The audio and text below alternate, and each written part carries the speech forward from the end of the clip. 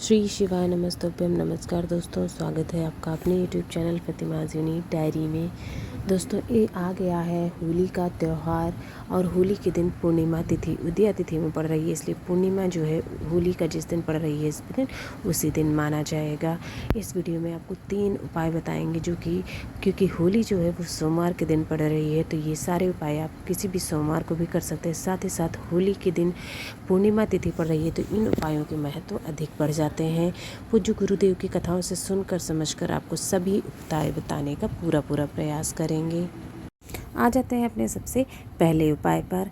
ये उपाय है विशेषतौर मनोकामना पूर्ति के लिए। चाहे बहुत पुरानी मनोकामना है, कोई इच्छा बहुत दिन से है, अधूरी है, अभी तक पूरी नहीं हुई है, चाहते हैं पूरी हो जाए ये मनोकामना। चाहे कोई दुख है, परेशानी है, कोई जिम्मेदारी है, कैसी भी मनोकामना है आपकी, उस मनोकामना के लिए आपको ये उपाय कर लेना है। ये उपाय किसी भी दिन आप कर सकते हैं जी, लेकिन जो सोमवार होता है, शुक्रवार हो गया है, अष्टमी तिथियाँ होगी, विशेष तिथियों पर विशेष महत्व होता है। बाकी आप इसको किसी भी दिन कर सकते हैं, सुबह के समय भी और शाम के समय, प्रदोष काल तक जब समय मिले आपको तब आपको ये उपाय कर लेना है। इसके लिए लेना होगा आपको लाल चंदन, थोड़ा सा अधिक मात्रा में लाल चंदन ले लेना है, थोड़ा 1 चम्मच। साथ ही साथ शहद लेना है आपको, शहद भी थोड़ा ज़्यादा ही लेना है, 1 से 2 चम्मच, 2 चम्मच के करीब शहद भी लेना है आपको। और साथ ही साथ 1 लोटा तांबे के लोटे में जल लेना है। 3 सामग्री हो गई, तीनों लेकर के आपको चले जाना है शिव मंदिर, शिवलिंग के पास में। जब आप वहाँ पहुँच जाएंगे तो क्या करना है, सबसे पहले जो आपने लाल चंदन लिया हुआ है उस लाल चंदन से माता अशोक सुंदरी का जो स्थान होता है उस स्थान पर अच्छी तरह से आपको लेप लगाना है उस लाल चंदन का। चाहे पेस्ट आप बना के या ऐसे भी लगा सकते हैं, और पेस्ट बना के भी आप अच्छे तरह से उसको लगा सकते हैं। लेपन आपको कर देना है लाल चंदन का। अब आप क्या करेंगे, जो आपने शहद लिया हुआ है उस शहद से आपको शिवलिंग के ऊपर अच्छी प्रकार से शहद लगाना है। शहद जो है वो शिवलिंग के ऊपर लगाना है, ठीक है, ध्यान देना है। शहद शिवलिंग के ऊपर लगाएंगे, उसके बाद जो शहद आपने शिवलिंग पे लगाया है उसी शहद के ऊपर ही आपको लाल चंदन से ओम का निर्माण करना है, ठीक है। ओम पूरा चंद्र बिंदु के साथ बनाना है। अपनी अनामिका उंगली से भी आप बना सकते हैं या त्रिपुंड भी आप बना सकते हैं, लेकिन ओम का निर्माण आपको करना है। यहाँ पर समझ में आया कैसे करना है, ठीक है। ये और कुंदकेश्वर महादेव का नाम लेंगे। अब आपको जो मनोकामना है, अपना कष्ट दुख है, मनोकामना है, चाहते हैं पूरी हो जाए, वो मनोकामना वहाँ पर आपको व्यक्त करनी है। उसके बाद आपको जो 1 लोटा जल लेकर के गए हैं, श्री शिवाय नमस्तुभ्यम, हर हर महादेव कहते हुए वो जल वहाँ पर आपको चढ़ा देना है। इस उपाय को करने से, बहुत छोटा सा उपाय है, किसी भी दिन कर सकते हैं। आपकी जो मनोकामना है, चाहे कितनी भी पुरानी है, कई उपाय कर लिए नहीं पूरी हो रही है मनोकामना, भगवान भोलेनाथ ज़रूर पूर्ण करेंगे। आते हैं अपने दूसरे उपाय पर। दूसरा उपाय है, कोई व्यक्ति आपके घर में अधिक दिनों से बीमार है या अक्सर बीमार हो जाता है, और या फिर किसी व्यक्ति को क्रोध बहुत ज़्यादा आता है, गुस्सा बहुत जल्दी करता है, चिड़चिड़ा बहुत है, चाहे व्यक्ति है या बच्चा है कोई भी, उसके लिए आपको ये उपाय कर लेना है। इसके लिए लेना है आपको थोड़ा सा शहद, 1 चम्मच शहद बस बहुत होगा, 1 चम्मच शहद ले लेना है। अगली चीज़ जो चाहिए वो है 1 बेलपत्र, जो कि कहीं से भी कटी और फटी नहीं होनी चाहिए, 1 बेलपत्र। साथ ही साथ तांबे के लोटे में 1 लोटा जल ले लेना है। ये तीनों चीज़ें लेकर के आपको चले जाना है शिव मंदिर, शिवलिंग के पास में। जब आप वहाँ पहुँच जाएंगे, उत्तर दिशा की तरफ आपको मुख कर लेना है।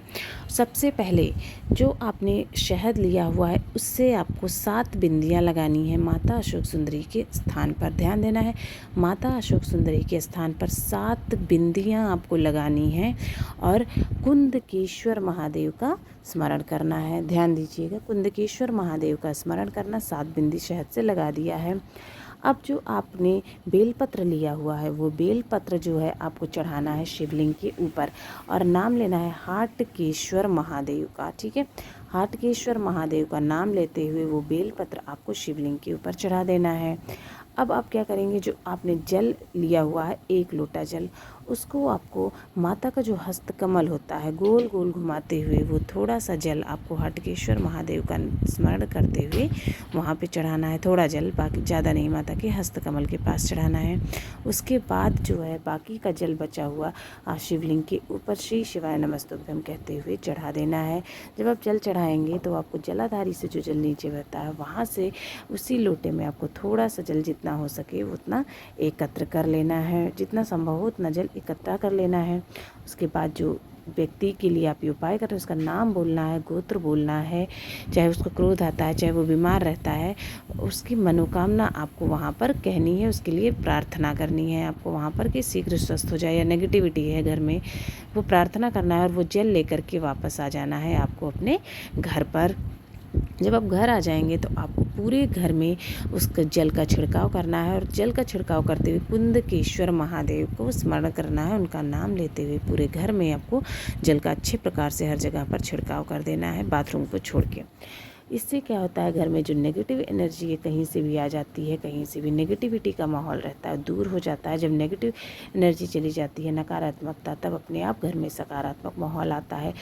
लोगों का गुस्सा जो है, चिड़चिड़ापन शांत होता है और साथ ही साथ में आपका बीमार व्यक्ति भी स्वस्थ होना धीरे धीरे शुरू हो जाता है।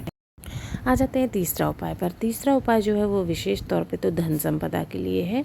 धन प्राप्ति है, धन संबंधी कोई भी किसी भी प्रकार की समस्या है, कर्जा बढ़ गया है, कोई उधार लिया है नहीं चुका रहा है, बार बार आपको उधार लेना पड़ता है, आर्थिक स्थिति ठीक नहीं है, व्यापार नहीं चल रहा है, धन से संबंधित कैसी भी समस्या हो उसके लिए उपाय करना है। साथ ही साथ कोई मनोकामना है, कोई इच्छा है, इच्छा पूर्ति के लिए कोई उपाय करना चाहते तो भी आप इस उपाय को कर सकते हैं। दोनों इस उपाय के लाभ होंगे। इसके लिए लेना है आपको थोड़ा सा शहद लेना है, थोड़ा सा 1 चम्मच शहद लेना है आपको। अगली चीज़ जो चाहिए वो है बेलपत्र। एक सुंदर सी छोटी सी बेलपत्र आपको लेनी है जो कटी फटी ना हो। अब जो आपने शहद लिया है, बेलपत्र में जो बीच का डंडी का भाग होता है जो आपको दिखा रहे हैं उस तरह से वहाँ पर आपको लगा लेना है शहद। बीच की डंडी वाले भाग पर आपको शहद लगाना है। अगली चीज़ लेंगे आप, एक शमी पत्र लेना है। शमी पत्र जो एक लेंगे वो आपको पूरा का पूरा शहद में डुबा देना है, यानी सारी पत्तियां जो एक पत्र लिया है पूरा उसको शहद में डुबा लेंगे। अगली चीज़ है 1 लोटा जल। 1 लोटा जल ले लेना है और सारी चीज़ें लेकर के आपको शिव मंदिर चले जाना है, शिवलिंग के पास में। यहाँ पहुंचकर मुख रखना है उत्तर दिशा की तरफ और सबसे पहले जो आपने 1 लोटा जल लिया हुआ है वो 1 लोटा जल श्री शिवाय नमस्तुभ्यम कहते हुए आपको चढ़ा देना है। उसके बाद जो शमी पत्र, शहद में डूबा हुआ शमी पत्र आपने लिया हुआ है वो शमी पत्र आपको उठाना है और शिवलिंग के ऊपर चढ़ा देना है। उसको श्री शिवाय नमस्तुभ्यम कहते हुए शिवलिंग के ऊपर चढ़ा दिया शहद वाला शमी पत्र। ये हो जाता है धन संपदा के लिए, माता लक्ष्मी का जब आपके घर में वास नहीं होता है उसके लिए हो गया वो। अब जो एक बेलपत्र लिया हुआ है जिसकी डंडी में शहद लगा है, सबसे पहले उसको माता अशोक सुंदरी के स्थान पर छुआना है, ध्यान से छुआना है श्री शिवाय नमस्तुभ्यम कहते हुए, और छुआ के उसके बाद उसको शिवलिंग पे शमी पत्र के ऊपर ही रख देना है। ये उपाय कर लिया आपने। उसके बाद अंत में फिर से जो है 1 लोटा जल आपको चढ़ा देना है श्री शिवाय नमस्तुभ्यम कहते हुए। ये उपाय आप करने के बाद जो भी इच्छा है, मनोकामना है वो आपको वहाँ पर कह देनी है। बहुत आसान सा उपाय है, करके देखें, कभी धन संपदा की कमी नहीं होगी। दोस्तों इस वीडियो में आपको 3 उपाय बताए हैं, तीनों शहद से जुड़े हुए उपाय हैं और आपकी अलग अलग समस्याओं के लिए उपाय। जो उपाय आपकी समस्या से संबंधित है वो उपाय करके आप ज़रूर देखिएगा। इसके साथ साथ आप सभी को होली की बहुत बहुत शुभकामनाएं। भगवान भोलेनाथ की कृपा आप पर, आपके परिवार पर सदैव बनी रहे। अगर वीडियो पसंद आया हो तो वीडियो को लाइक करें, शेयर करें, चैनल को सब्सक्राइब करें और कमेंट बॉक्स में हर हर महादेव लिखना ना भूलें। आप सभी को होली की बहुत बहुत शुभकामनाएं। जय श्री हरि, श्री शिवाय नमस्तुभ्यम।